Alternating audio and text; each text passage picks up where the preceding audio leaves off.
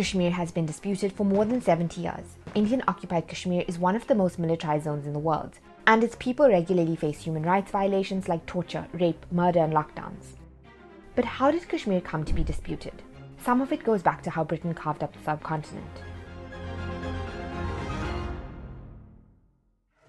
After ruling over India for 200 years, the British left in 1947.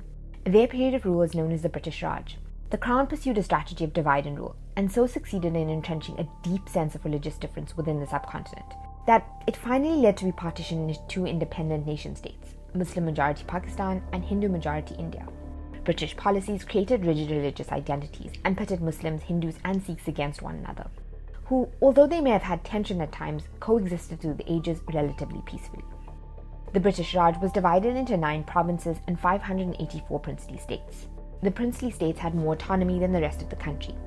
In 1947, as Britain was readying to leave the subcontinent, they tasked Cyril Radcliffe, a British lawyer, with breaking up the country, taking into consideration religious differences in railways and canals. He did so in 36 days. The lines he drew led to panic. It drove one of the largest and bloodiest human migrations in history. But if the British carved up the map of India, why is Kashmir still disputed?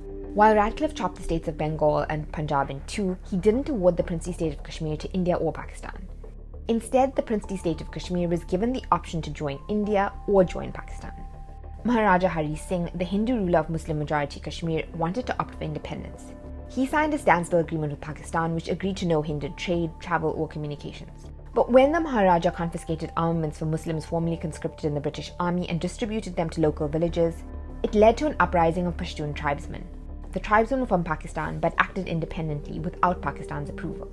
The Maharaja wanted Indian assistance to counter the tribesmen, but the Governor-General of India, Lord Mountbatten, insisted that Kashmir cede to India, which it temporarily did in order for the military aid to be provided.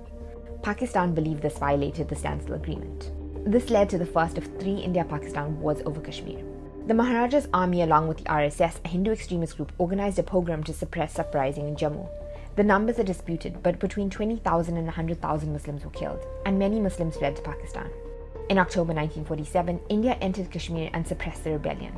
But by May 1948, Pakistan and India went to war over Kashmir. In August 1948, a UN resolution ordered troops to be withdrawn and a referendum to be held so the people of Kashmir could decide their political fate. But neither ever happened. In 1949, a ceasefire was agreed on and a ceasefire line was put into place. It left India with more than 2/3 of Kashmir and Pakistan with what remained. In 1962, India lost a sliver of Kashmir called Aksai Chin, which was merged into the Xinjiang Autonomous Region.